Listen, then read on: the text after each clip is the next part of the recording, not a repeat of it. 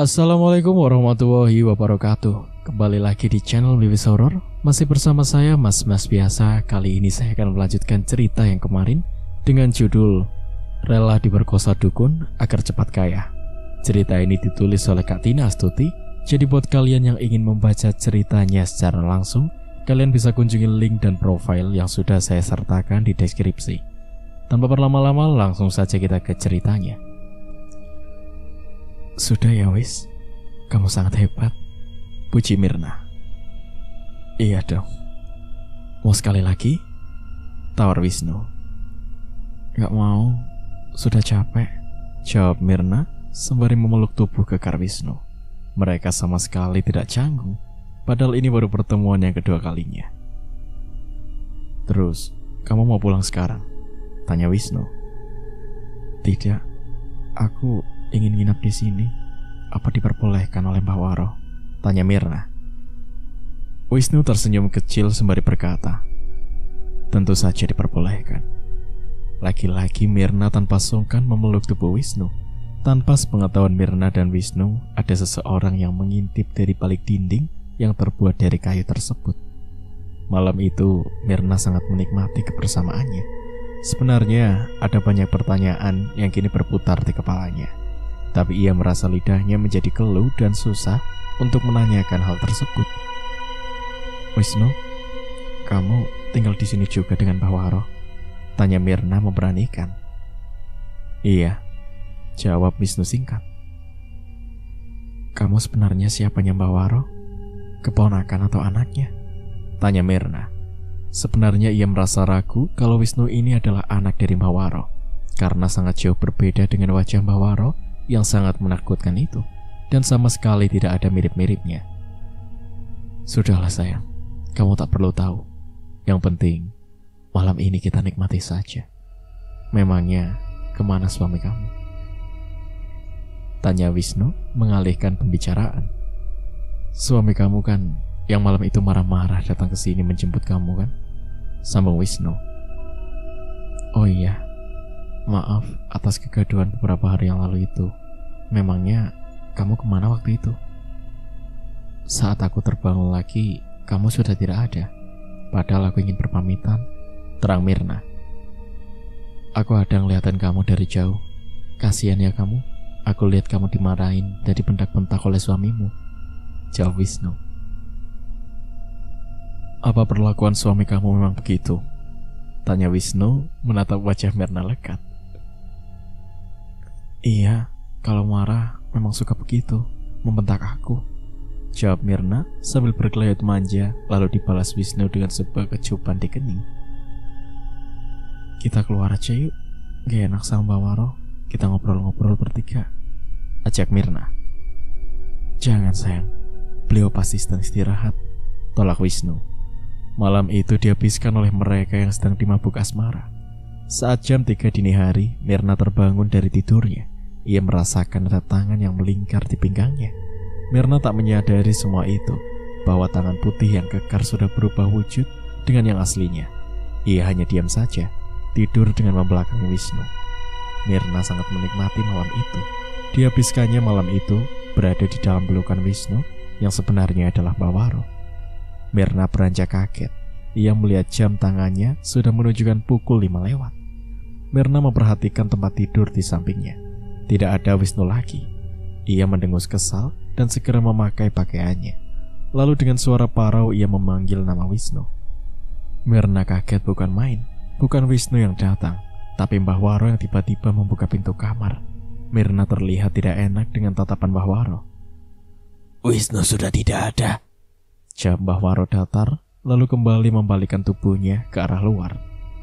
Mirna mengikuti langkah Mbah Waro dan meminta izin untuk ke kamar mandi. Lalu setelah itu duduk bersama dengan Mbah Waro sembari menikmati minuman yang dibuatkan oleh dukun tersebut. Pulanglah, nanti suamimu datang lagi ke sini marah-marah, ucap Mbah Waro. Tidak Mbah, suami saya sedang bekerja dan sejak kemarin ia tak pulang, jawab Mirna santai. Mbah Waro hanya diam dan sesekali mengelus cincin akik beliau yang terletak di jari telunjuknya.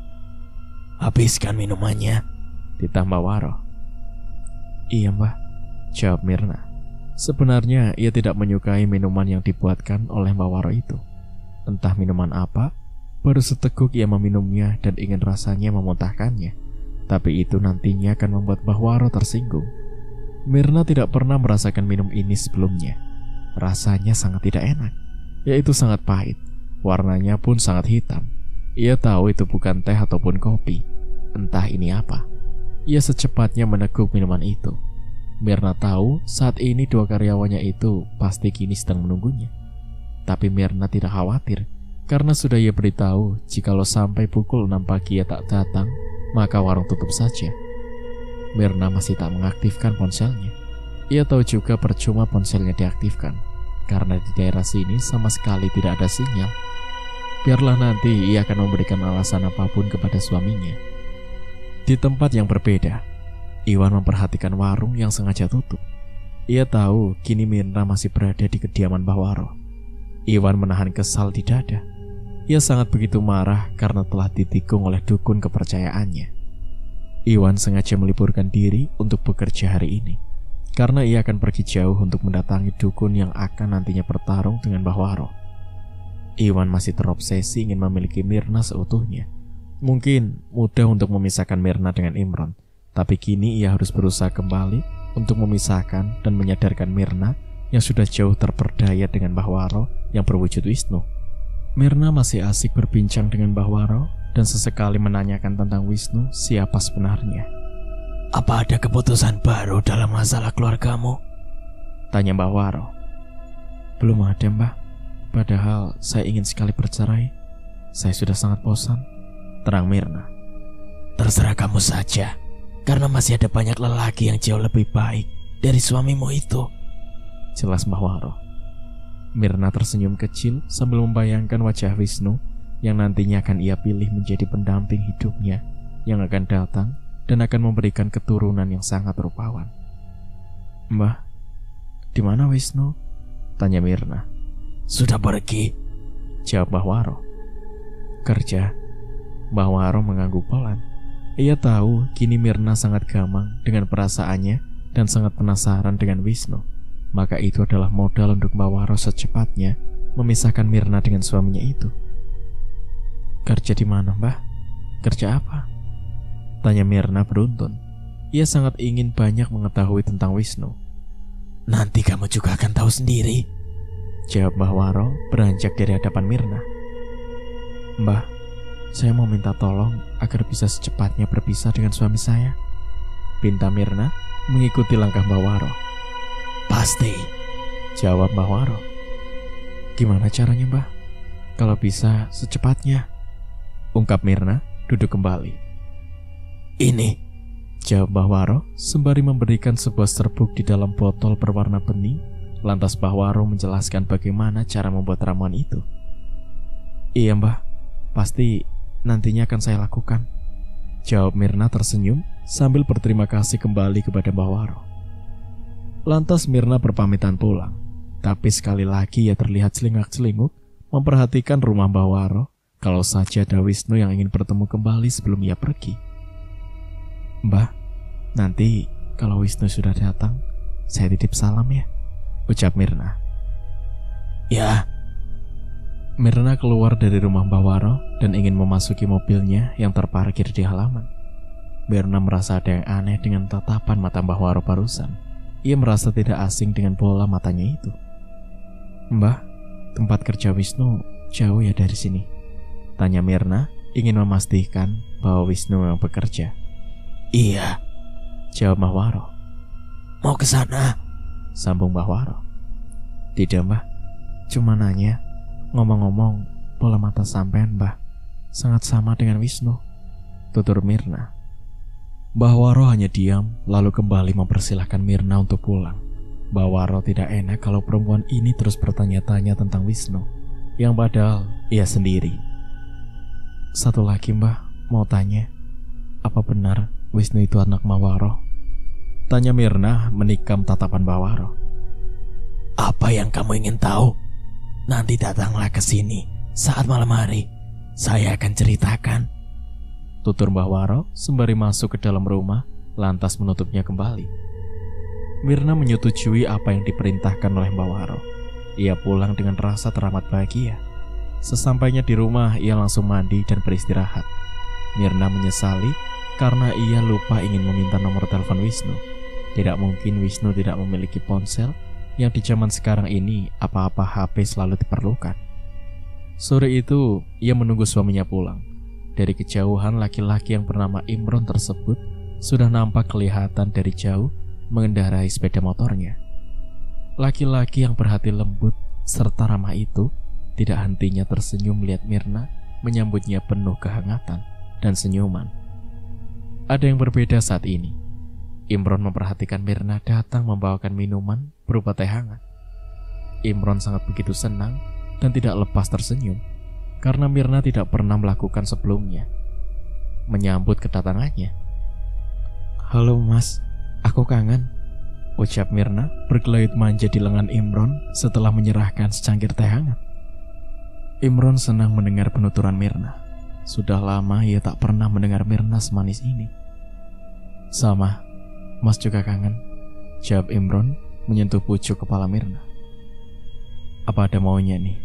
Kok tumben tiba-tiba bikinin Mas teh hangat?" Tebak Imron tersenyum menatap Mirna. "Tidak Mas, aku tidak ingin meminta sesuatu," jawab Mirna. Jauh dari tebakan Imron, Mirna seakan jijik menatap suaminya itu. Ia hanya berpura-pura saja menjalankan perannya, karena ia menuruti semua perintah dari Mbak Waro. "Ayo bilang aja, mau apa? Mas ada rezeki nih dari bos, karena ikut keluar kota," jelas Imron. "Tidak ada Mas, barang-barang aku juga masih banyak yang belum dipakai. Simpan saja di dompetmu," jawab Mirna menampakkan wajah semanis mungkin. "Kalau gitu, bagaimana kita makan berdua di luar? Mau?" tawar Imron. "Oke lah kalau Mas Imron ingin membahagiakan aku," jawab Mirna mengiyakan. Imron berkali-kali mengecup kening Mirna penuh dengan kasih sayang. Ia merasa istrinya sekarang sudah berubah. Imron sangat senang dengan sikap Mirna yang tiba-tiba sumringah di hadapannya. Walaupun beberapa waktu terakhir ini mereka sering bertengkar dan selalu ada kata cerai. "Mas, mari habiskan dulu teh buatan aku," titah Mirna tersenyum. "Oh iya, Mas lupa. Saking bahagianya Mas dan senang melihat wajahmu yang manis itu," rayu Imron yang dianggap Mirna membosankan dan hanya omong kosong itu. Imron meneguk teh buatan Mirna tersebut tanpa meninggalkan setetes pun. Kebetulan saat ini Imron juga sangat merasa haus. Ia tidak tahu bahwa ada sesuatu yang dimasukkannya oleh istrinya itu di dalam minumannya. "Siang tadi buka warung tidak?" tanya Imron. "Tidak Mas, 2 karyawan aku izin meliburkan diri," jawab Mirna berbohong. Imron hanya beroh panjang saja sambil menikmati makan malam berdua di sebuah restoran yang lumayan mahal. Karena hanya ingin membahagiakan Mirna seorang, walaupun bonus dari bosnya tersebut habis hanya untuk duduk di tempat makan yang hanya menyediakan menu steak. Imron sengaja memilih restoran ini karena tidak ingin membuat Mirna kecewa. "Mas kenapa?" tanya Mirna memperhatikan Imron yang tengah memegangi pelipisnya. "Tidak apa-apa, sedikit pusing," jawab Imron tersenyum ke arah istrinya.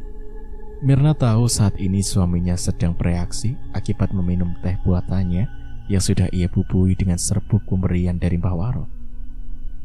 Setelah selesai mereka berdua pulang ke rumah. Di dalam mobil Imron banyak bergurau yang hanya ditanggapi Mirna dengan kata iya ataupun beroh ria saja. "Kamu tahu nggak kenapa Mas tadi tiba-tiba pusing?" "Tidak tahu," jawab Mirna. "Mungkin gara-gara Mas tadi makan daging steak," jelas Imron sambil terkekeh. Besok paginya, Mirna kembali menyediakan teh hangat untuk suaminya tanpa Imron meminta terlebih dahulu. Bagi Imron saat ini adalah waktu bahagianya. Sama sekali Imron tidak ada prasangka buruk terhadap istrinya tersebut.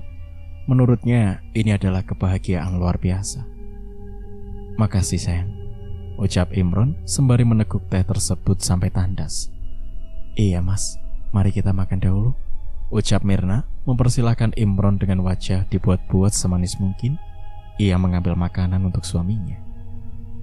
Imron sangat bersyukur hari ini. Ia tidak mau lagi membuat Mirna marah-marah dan akan menimbulkan keributan seperti biasanya. "Apa Mas lembur lagi?" tanya Mirna. "Tidak tahu, nanti Mas kabarin kalau mendadak," jawab Imron. Selepas seperginya Imron untuk bekerja, Mirna bersiap membuka warung. Sedari tadi, dua karyawannya tengah asik memasak sambil berbincang karena melihat keromantisan Mirna dengan Imron. "Ayo, cepat, fokus kerja saja," tegur Mirna. Mbak Mirna beruntung sekali mendapatkan suami begitu, ramah dan ganteng lagi, puji salah satu karyawannya. "Iya, bekerja keras pula," timpal yang satunya. Mirna hanya bertecih pelan mendengar penuturan dua karyawannya tersebut yang sedang memuji suaminya yang dilihatnya tidak ada apa-apanya dibandingkan dengan Wisnu. "Kalau kalian berdua mau, ambil saja," jawab Mirna dengan santainya. Mereka berdua hanya tertawa saja mendengar penuturan Mirna. Jarang-jarang bosnya bisa bergurau begini. "Gak beranilah," seru yang satunya sambil tertawa renyah. Saat di warung, ia sangat disibukkan dengan pekerjaannya yang hanya duduk manis di depan meja kasir. Mirna memperhatikan warung Pusari yang tidak ramai seperti biasa. Padahal saat warungnya menjadi sepi, warung Pusari lah yang sangat ramai. Mirna tersenyum sinis sembari menatap Pusari yang tengah duduk santai tanpa ada melayani pelanggan satupun. Pikir Mirna, pasti Pusari kini sedang kesal melihat warungnya sudah kembali ramai. Ia juga tahu Pusari kini sudah kalah saing dengan dukunnya saat ini. "Rasain loh Pusari, pasti sirik banget lihat warungku saat ini," gumam Mirna penuh kemenangan. Dari seberang jalan terlihat Iwan menuju warung Mirna. Tapi kali ini wajah Iwan seperti biasa saja, malahan terlihat lebih lemes. Mirna yang melihat Iwan begitu, tanpa segan ia langsung menghampiri dan bertanya keadaan. Bagi Mirna, Iwan adalah teman dan pendengar setianya. Tidak sungkan ia menanyakan hal-hal tersebut kepada Iwan. "Kenapa kamu, Wan?" tanya Mirna penasaran. Mukanya ketekuk gitu, sambung Mirna. "Galau," jawab Iwan. Mirna terkekeh mendengar jawaban Iwan tersebut. Tidak pernah Iwan galau sebelumnya. "Kamu kenapa kok seneng banget Dik Mirna?" tanya Iwan penasaran. Karena sejak tadi Mirna terus tertawa dan berceloteh ria. "Iya, seneng banget malahan. Lihat tuh," jawab Mirna sembari memberikan isyarat mata kepada Iwan untuk melihat warung Pusari yang sepi. "Seneng karena warung saingan Dik Mirna menjadi sepi," tebak Iwan. Mirna menganggukkan kepalanya sambil tersenyum. Bukan karena puas melihat warung Pusari menjadi sepi, tapi ia memang saat ini sangat bahagia atas berjalannya rencananya dengan sempurna. Apalagi ia merasa sudah menuntaskan hasratnya bersama Wisnu tadi malam, yang ia sudah lama tidak dibelai oleh suaminya, yang dipikirnya tidak sedikit pun menginginkan untuk meminta nafkah batin kepada suaminya. "Dik Mirna seringah mendatangi kediaman Mbak Waroh?" tanya Iwan, ingin menggali info lebih dalam lagi. "Jarang juga, karena susah mencari waktu ingin pergi ke sana. Mas Imron bawaannya selalu marah-marah, melarang keras aku pergi ke rumah Mbak Waroh," jelas Mirna. "Oh begitu. Apa ada Dik Mirna kemarin jadi pergi ke rumah Mbak Waroh?"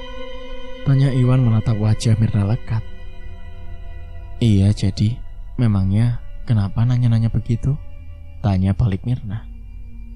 "Tidak apa-apa, cuma nanya," jawab Iwan segera membayar makanannya lalu beranjak dari warung Mirna. Mirna duga Irwan menanyakan perihal begitu hanya ikut penasaran dengan Wisnu, karena kemarin sebelum ia pergi ke kediaman Mbah Waroh, Iwan banyak bertanya tentang Wisnu. Bahkan Iwan tampak terkejut dengan adanya Wisnu yang tinggal di sana.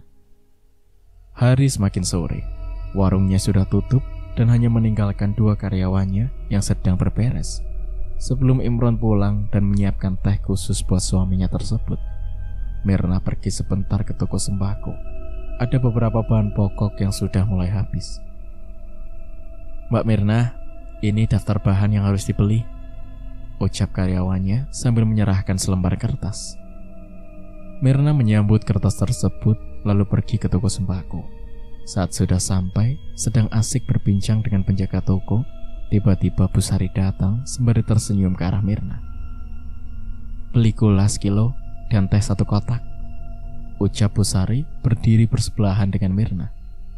Setelah pesanan Busari ditotalkan, Busari langsung pergi, dan Mirna pun juga ikut beranjak pergi. "Busari, tunggu," panggil Mirna dari belakang.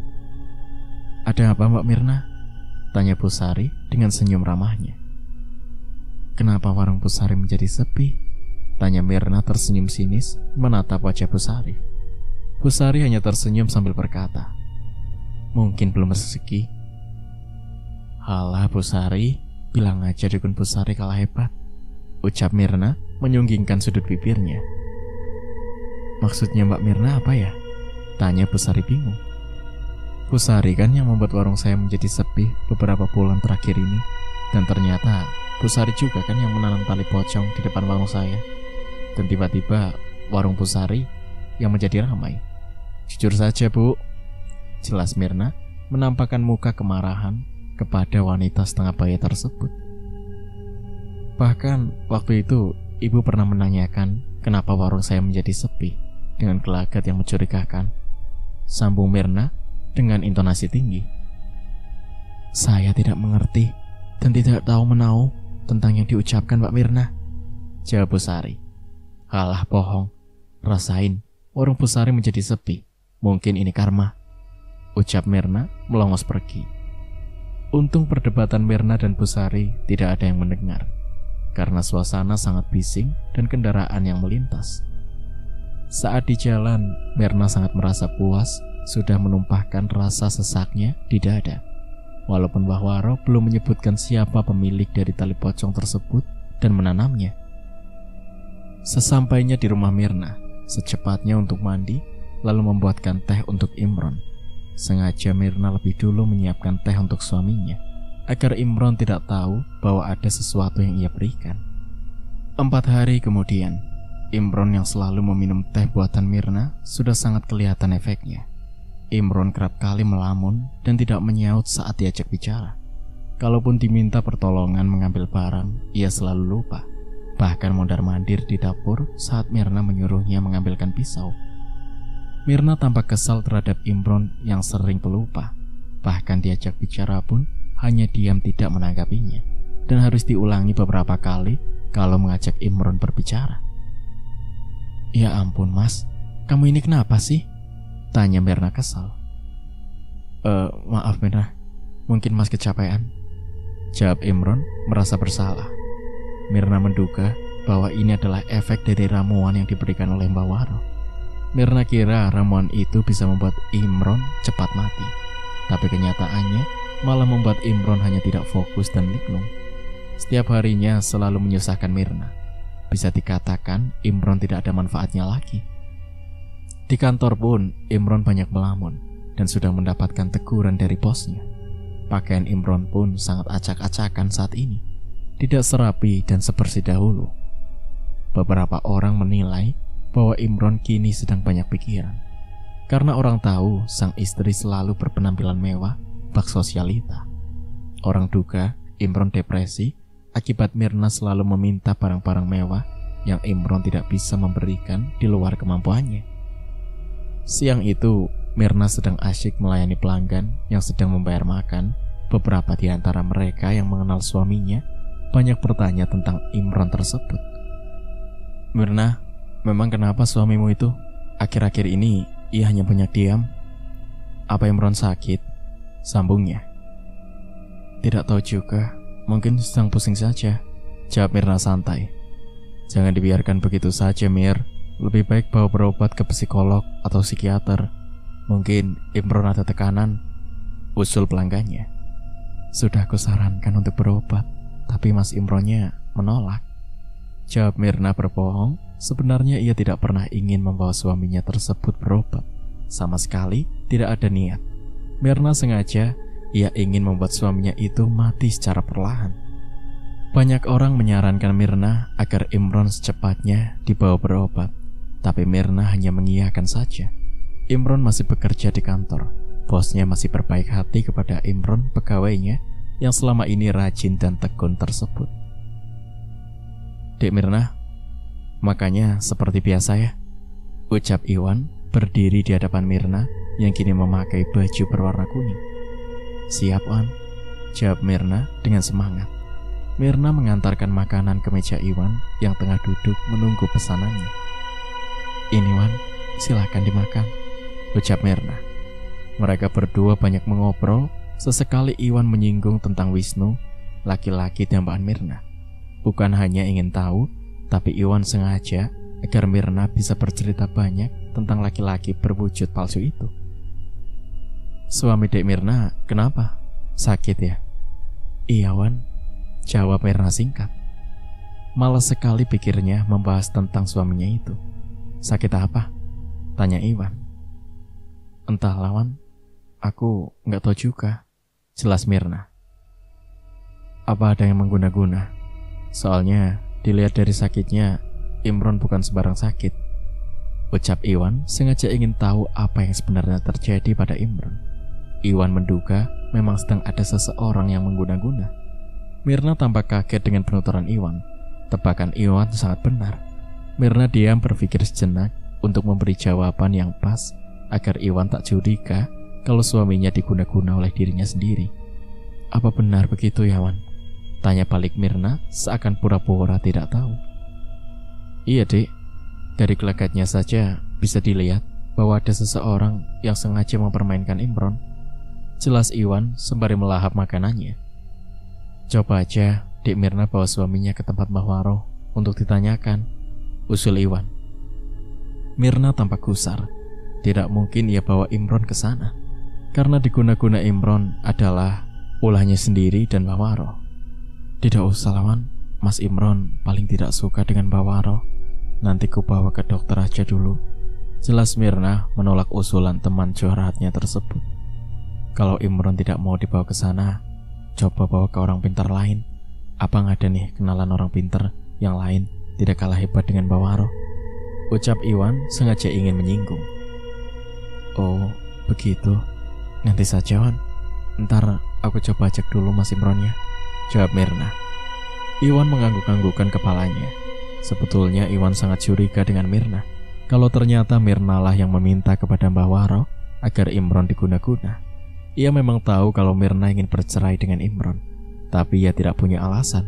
Walaupun anak adalah alasannya, tapi Imron selalu menolak kalau alasannya itu terlalu kecil. Sore itu, sepulangnya Imron dari tempat kerja, kembali Mirna menyuguhkan teh hangat, tapi kali ini bubuknya hanya sedikit dan sudah habis. Mirna tidak tahu nantinya kalau tidak ada lagi memberikan teh yang sudah dimasukkan bubuk tersebut, apa Imron kembali semula atau seterusnya begini-begini saja. Mungkin ini harus dipertanyakan lagi kepada Tukun yang sudah memberikan bubuk tersebut. Mirna pun sudah sangat merindu dengan kekasih misteriusnya tersebut. Mas, gimana kerjanya hari ini? Tanya Mirna. Sedangkan yang ditanya hanya nyelonong masuk ke dalam rumah. Sama sekali tidak menyaut, memberikan senyum atau pelukan seperti biasanya pun sama sekali tidak. Mas, tunggu, panggil Mirna sembari mengiringi langkah Imron sejajar. Imron diam, mematung, memperhatikan Mirna yang kini berada di hadapannya. Mungkin Imron berpikir kalau istrinya kini sedang memanggilnya. Kamu manggil Mas? Tanya Imron. Iya, Mas, ini kubuatkan teh hangat, jawab Mirna menyodorkan secangkir teh hangat yang asapnya sedang mengepul. Oh, makasih ya Mirna, jawab Imron dengan ekspresi wajah datar. Sudah beberapa hari ini senyum manis dan bersahaja itu hilang dari bibir Imron. Laki-laki yang dikenal ramah dan murah senyum itu sudah tidak pernah lagi begitu. Bahkan beberapa orang yang sering bertegur sapa dengannya sangat merasa aneh. Akhirnya banyak yang mempertanyakan apakah Imron sedang sakit, dan tidak sedikit orang yang mengusulkan pergi ke psikolog atau psikiater. Mas, gimana tadi kerjanya? Tanya Mirna. Mas, gimana tadi kerjanya? Tanya Mirna berulang kali hingga membuat Mirna kesal. Baik, jawab Imron singkat. Apa sudah gajian? Tanya Mirna. Belum.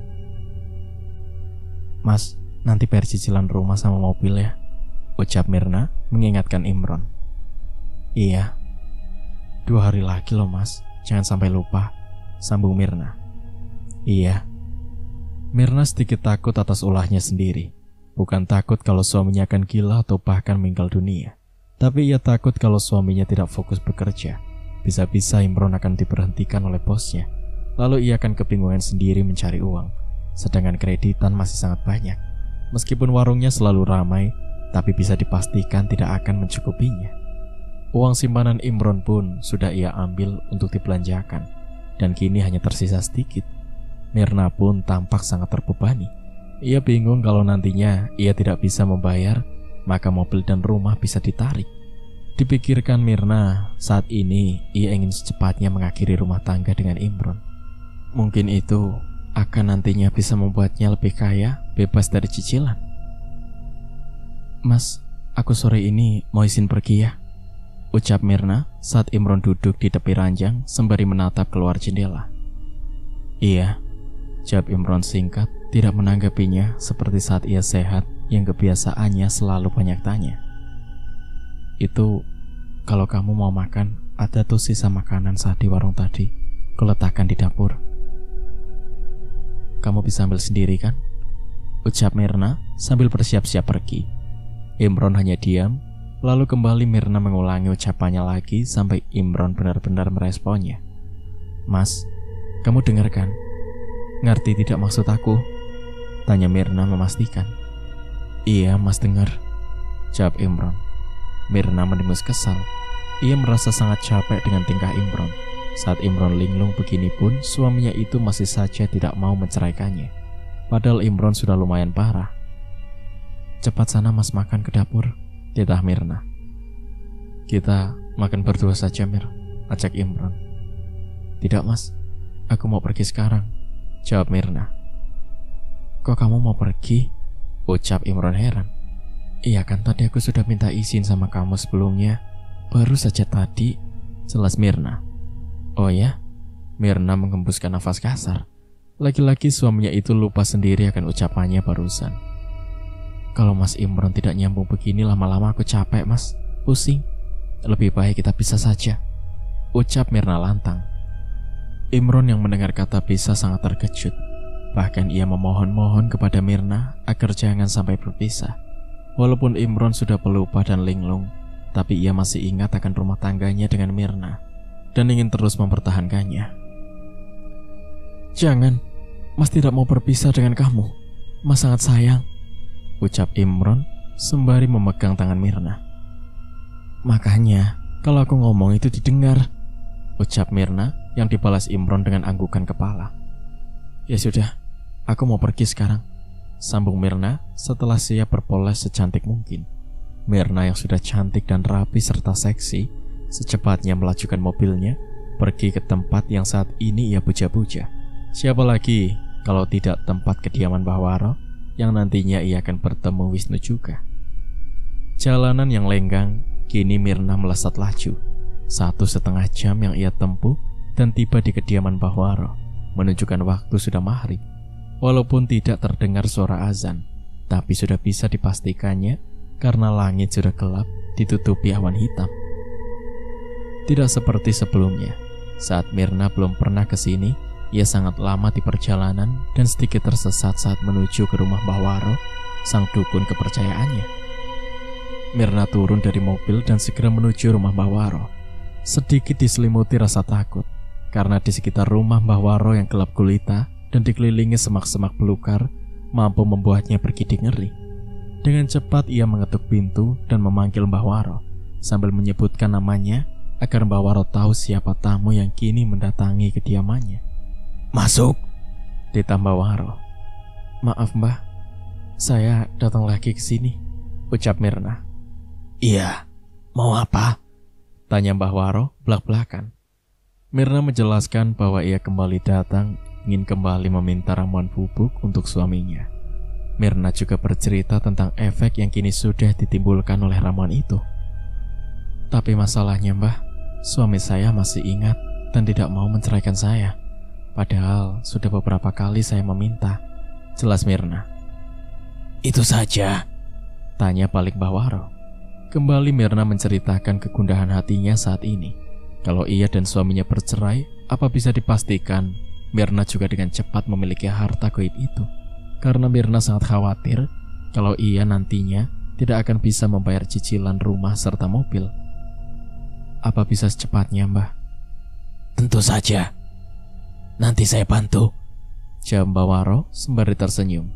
Setelah berbincang-bincang masalah yang ditakutkan oleh Mirna, kini sesekali Mirna melirik rumah Bawaro sembari memastikan apakah Wisnu ada di sini. Sebaiknya kamu cepat pulang dan berikan ini nanti pada minuman suamimu, ucap Bawaro menyerahkan bontelan kain merah kecil yang entah apa isinya. Apa ini, Mbah? Apa efeknya akan masih sama seperti sebelumnya? Atau bahkan Mas Imron langsung meninggal dunia? Lihat saja nanti reaksinya. Sudut pandang Imron. Menjadi seorang suami yang bekerja kantoran, pergi pagi pulang sore, hingga lupa akan memberikan perhatian kepada istri, menjadi tempat untuk berkeluh kesahnya. Aku sangat menyesalinya, karena selalu disibukkan dengan pekerjaan yang tiada pernah habis. Bukan tanpa alasan aku selalu sibuk bekerja, bahkan kadang mengambil lembur hanya untuk mendapatkan uang lebih demi membayar cicilan setiap bulannya yang mampu membuat pikiranku terganggu, yaitu hanya untuk mengabulkan permintaan Mirna seorang, istriku yang sangat kucinta. Walaupun Mirna juga ikut membayar cicilan itu, sedikit lumayan meringankan bebanku.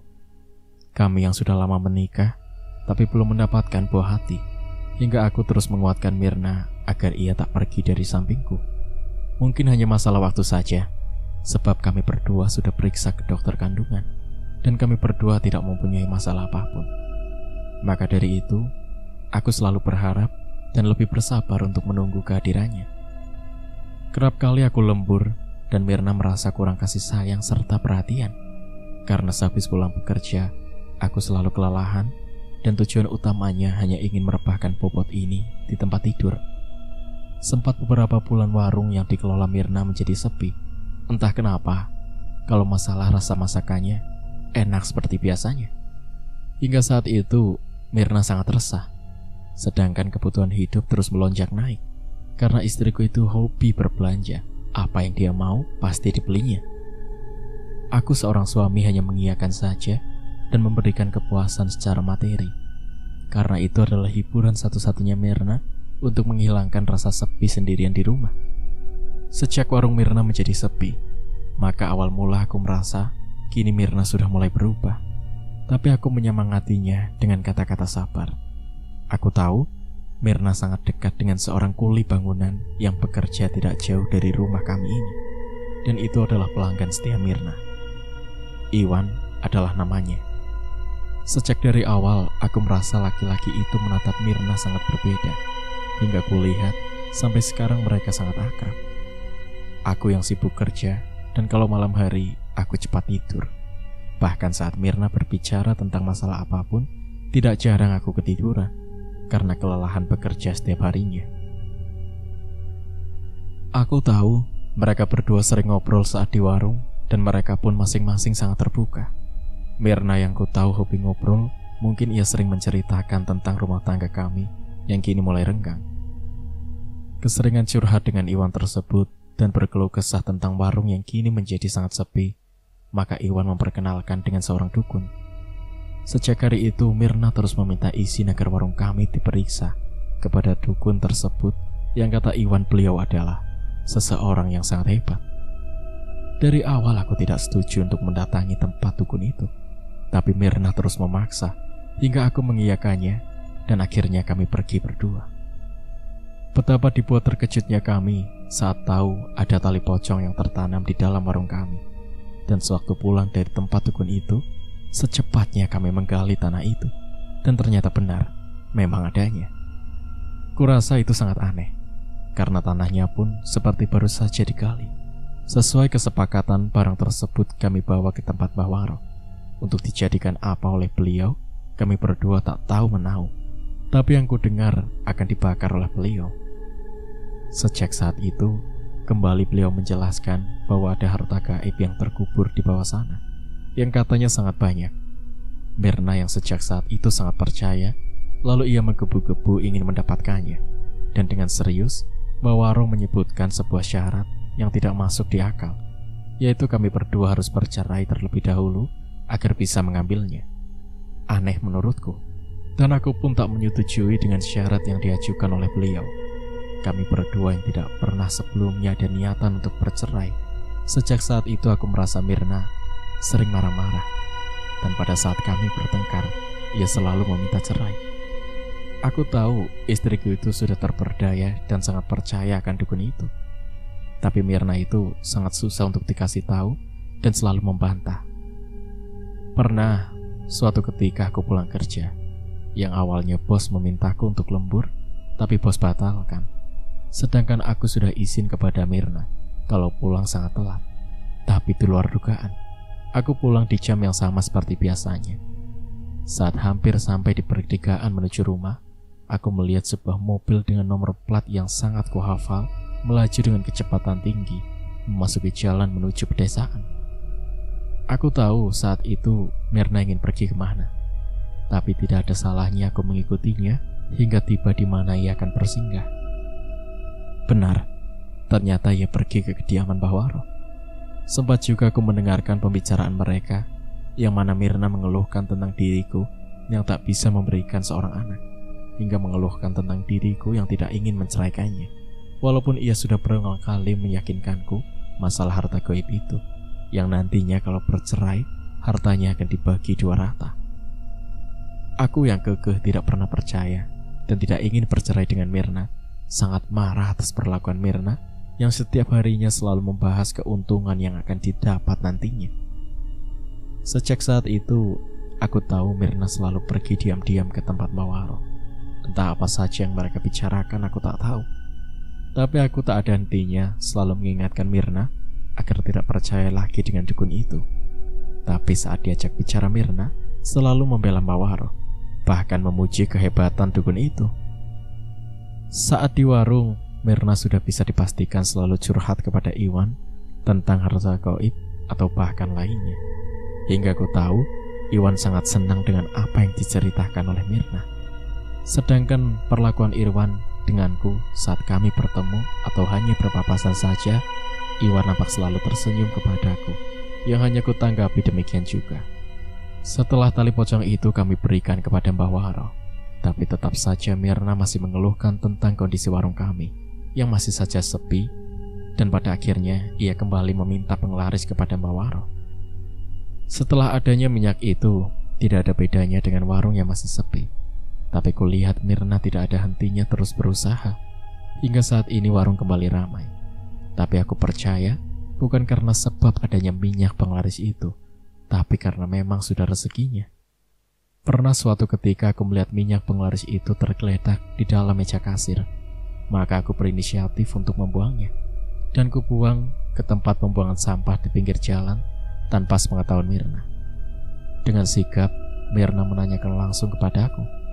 Mungkin aku adalah orang yang patut untuk dicurigai, tapi aku sangat puas telah membuangnya. Bukan Mirna namanya kalau tidak berusaha kembali untuk memiliki minyak itu. Dan hari itu adalah pertengkaran hebat kami, karena Mirna kembali mendatangi kediaman Mbah Waro hanya untuk meminta minyak itu.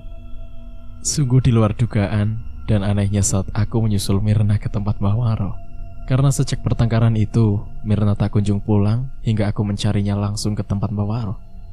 Dengan perasaan marah aku melihat mobil Mirna terparkir di depan rumah Mbah Waro. Dengan membabi buta, aku berteriak dengan menggedor pintu rumah beliau dengan kasar. Sebenarnya kalau aku ingin mendobraknya langsung, bisa saja. Saat pintu terbuka, ternyata Mbah Waro yang membukanya. Tapi anehnya yang membuat aku tercengang, Mirna malah keluar dari kamar Mbah Waro. Dengan rasa dada yang bergemuruh, secepatnya Mirna ku ajak pulang. Dan Mirna kembali masuk untuk mengambil tas yang berada di dalam kamar tersebut. Kurasa Mirna tidak mungkin melakukan hal-hal aneh-aneh apabila dengan dukun ini. Entah bagaimana perasaanku saat itu, tentunya sangat marah besar. Ada banyak pertanyaan yang hinggap di kepalaku. Salah satunya ingin menanyakan Mirna sedang apa di dalam kamar tersebut. Sesampainya di rumah, memang sempat kutanyakan, Tapi Mirna menjawab bahwa ia hanya beristirahat sejenak, menenangkan hatinya. Aku mencoba untuk percaya dengan istriku itu dan meminta maaf terlebih dahulu kepadanya, karena aku merasa memang akhir-akhir ini seringkali marah-marah dan bersuara nyaring kepada Mirna. Setelah aku meminta maaf dan berjanji tidak akan pernah marah-marah lagi, walaupun bagaimanapun perilaku Mirna, sebisa mungkin amarahku ini kuredam.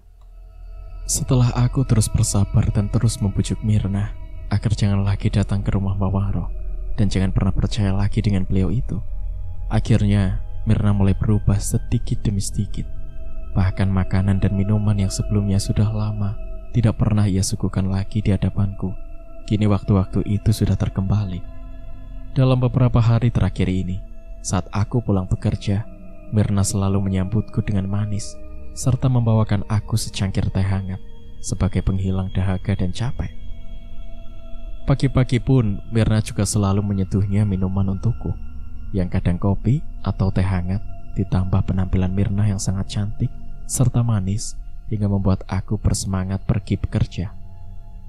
Walaupun Mirna selalu menolak ajakanku untuk berhubungan suami istri dengan alasan capek, karena seharian ia juga disibukkan dengan menjaga warung. Tapi aku memahami atas alasan Mirna.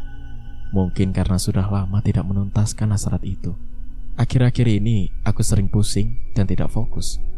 Bahkan saat Mirna ataupun temanku mengajak ngobrol, aku selalu kebingungan sendiri dan tidak begitu ingin mendengarkannya. Kata temanku, aku sudah berubah, linglung dan sering tidak nyambung. Padahal aku merasa biasa-biasa saja.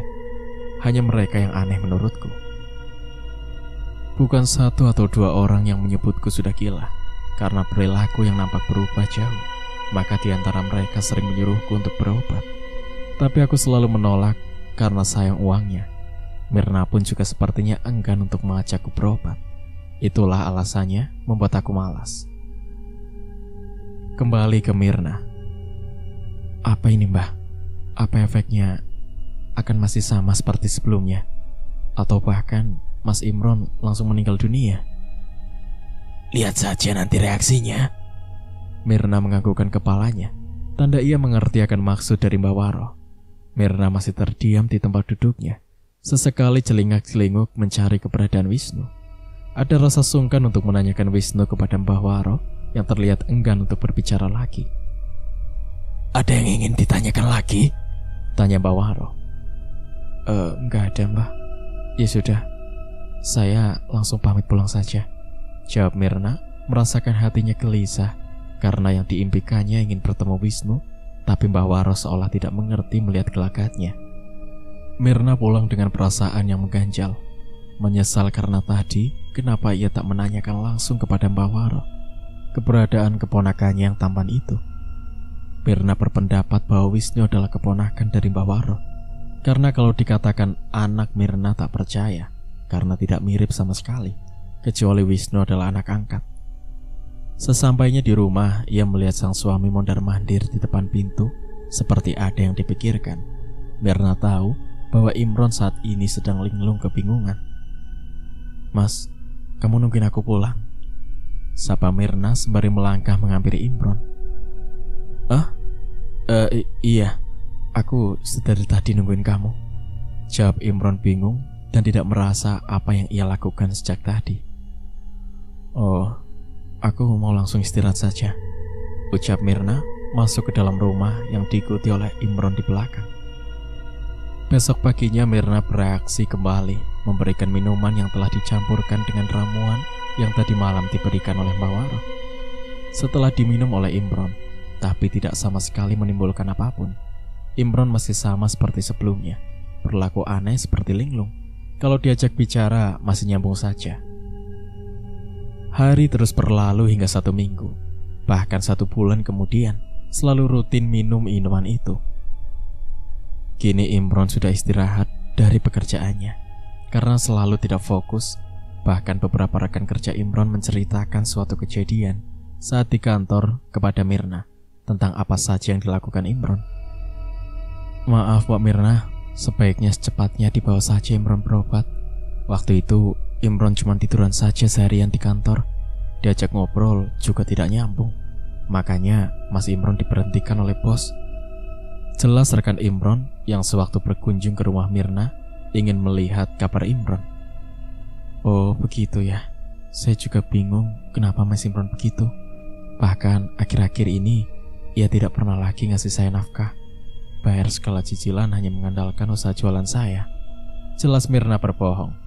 Bahkan Mirna teramat senang setelah mendengar penuturan sang rekan kerja Imron itu, bahwa ramuan yang diberikan oleh Mbak Waro bekerja dengan baik.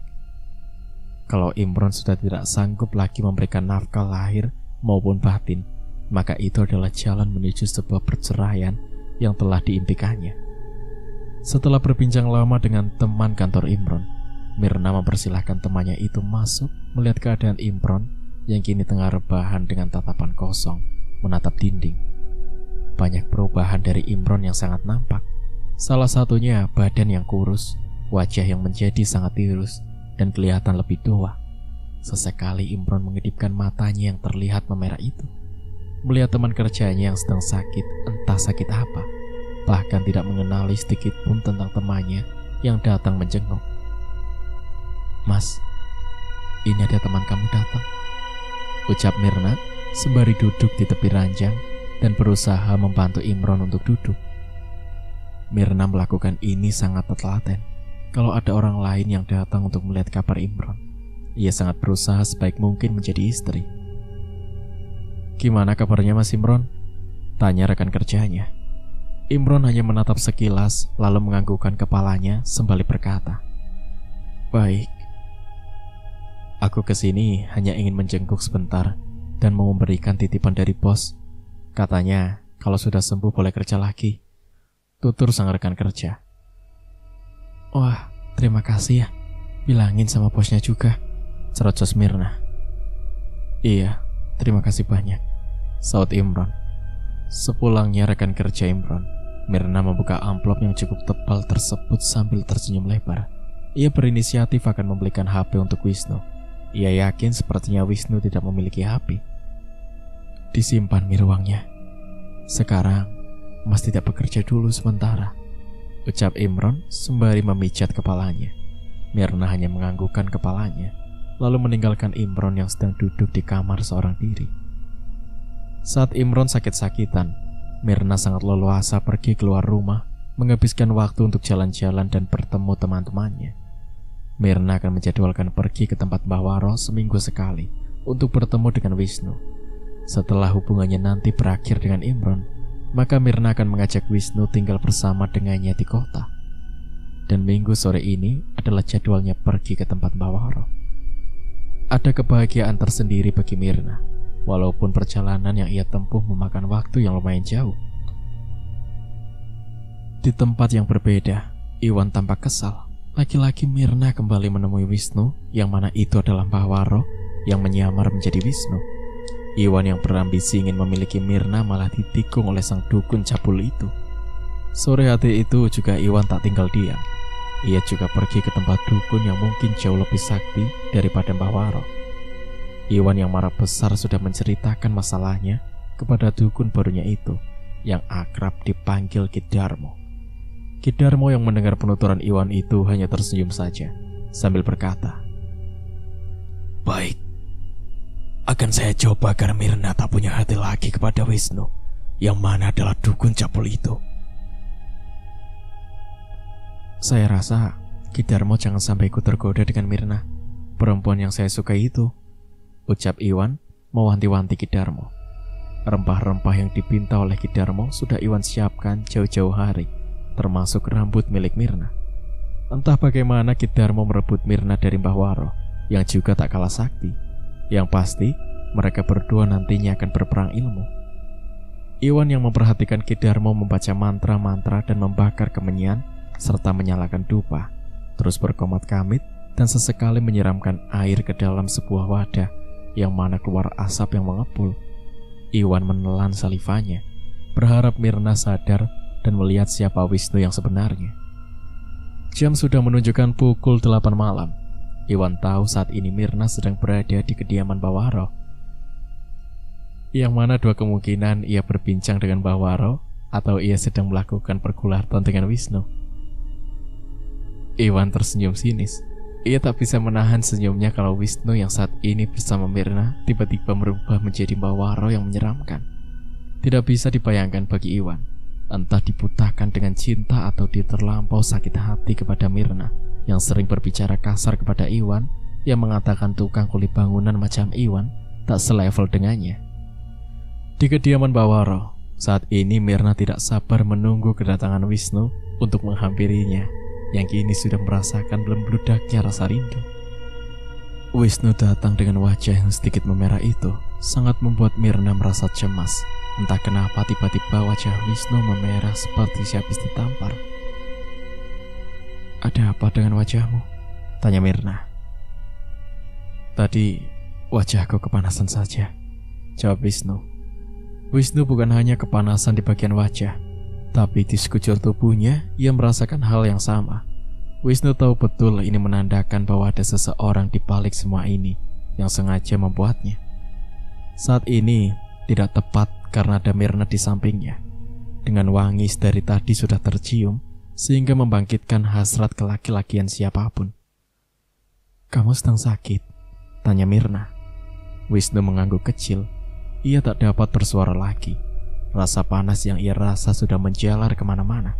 Wisnu mempersilahkan Mirna saja, karena kalau Mirna masih berada di tempatnya, ia tidak bisa melihat siapa orang kini membuatnya yang menjadi terbakar. "Kau pulang saja. Aku lagi tidak enak badan. Maaf, bukannya mengusir," ucap Wisnu sembari mengelus rambut panjang milik Mirna. Sebelum Mirna pergi, ia memberikan sebuah HP baru yang saat di jalan menuju tempat Mbak Waro, ia sengaja membelikannya untuk Wisnu. "Simpan ini, di dalamnya sudah ada nomor teleponku," ucap Mirna sebelum beranjak. Ia tidak enak saat meninggalkan Wisnu. Mirna merasa kasihan, tapi ia juga harus menuruti apa kata Wisnu. Saat ini waktu yang tidak tepat untuk menuntaskan rasa rindunya, karena Wisnu sedang sakit. Baru saja Mirna pergi, tiba-tiba wajah Wisnu yang rupawan kini berubah menjadi Mbak Waro yang sangar. Beliau tampak kepanasan. Saat setelah beliau membaca mantra rahasia dan menerawang siapa orang yang kini sengaja memperbuatnya, betapa terkejutnya Mbak Waro. Ternyata dukun itu yang mana dipinta oleh Iwan. Mbak Waro marah besar dan tersenyum sinis. "Kamu sudah tahu siapa Wisnu sebenarnya, wahai anak muda," Mbak Waro berkata untuk Iwan yang kini telah menjadi saingannya. Mbak Waro tidak tinggal diam. Beliau juga merapalkan mantra yang lebih dahsyat kepada dukun yang saat ini bertarung dengannya. Mbak Waro terus membaca mantra dengan mata terpejam, dengan sesekali memercikan air. Di tempat kediaman Ki Darmo dan Iwan saat ini seperti merasakan kepanasan yang luar biasa. Ki Darmo merasa mantra yang ia baca sejak tadi kini berbalik kepada dirinya. Tiba-tiba saat Ki Darmo menyalakan dupa, kembali tempat di mana rempah-rempah yang dibakar itu meledak mengeluarkan suara dentuman yang keras hingga mengejutkan Ki Darmo dan Iwan yang sedang merasakan hawa yang panas. "Astaga, kenapa ini Ki?" tanya Iwan. Ki Darmo masih diam sembari menggelengkan kepalanya, sembari berkata, "Maaf, tidak bisa." "Maksudnya Ki?" "Dukun kamu yang terdahulu lebih kuat. Saya menyerah," sambung Ki Darmo. Iwan putus asa. Ia tak bisa melawan Mbak Waro. Sepulangnya Iwan dari kediaman Ki Darmo, Iwan menyesali perbuatannya hingga membuat rumah tangga Mirna menjadi hancur dan membuat warung Mirna menjadi sepi. Ia sadar sampai kapanpun tidak akan pernah bisa memiliki Mirna. Kisah Iwan yang ingin mendapatkan Mirna sudah usai. Tidak ada harapan lagi untuk Iwan. Ia sudah menyerah dan hanya tersisa saat ini sebuah penyesalan yang luar biasa baginya.